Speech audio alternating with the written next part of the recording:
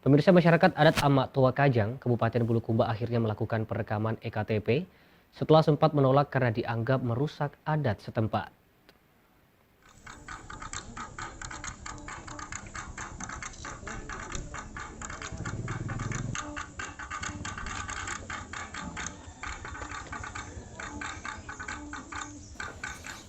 Sebagian besar masyarakat kawasan adat Amak Tua Kajang kini sudah mau merekam data identitas diri atau KTP.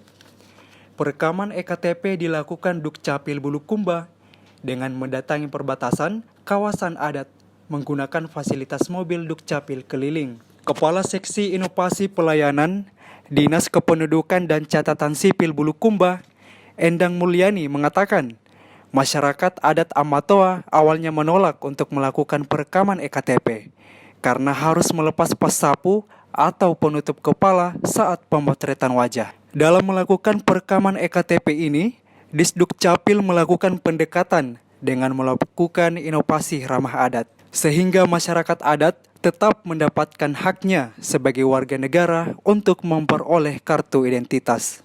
Dari 200 wajib EKTP yang tersebar di 3 dusun dalam kawasan adat, Endang mengaku saat ini tinggal 70 orang yang belum melakukan perekaman, termasuk Raja Kajang atau Amak Tua.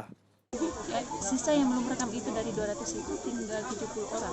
70 orang itu mereka kadang datang karena sudah sadar dengan administrasi yang dimasukkan, mereka datang ke kampung dengan tidak memakai alas kaki, dengan tetap memakai tutup kepala. Ini sudah ada izin dari Pak Dirjen bahwa boleh untuk kawasan adat, boleh dengan memakai tutup kepala. Diketahui, masyarakat adat Amak Tua tidak menerima modernisasi. Mereka masih memegang pedoman hidup dengan bergantung sepenuhnya kepada alam. Yantola Hamid, Celebes TV.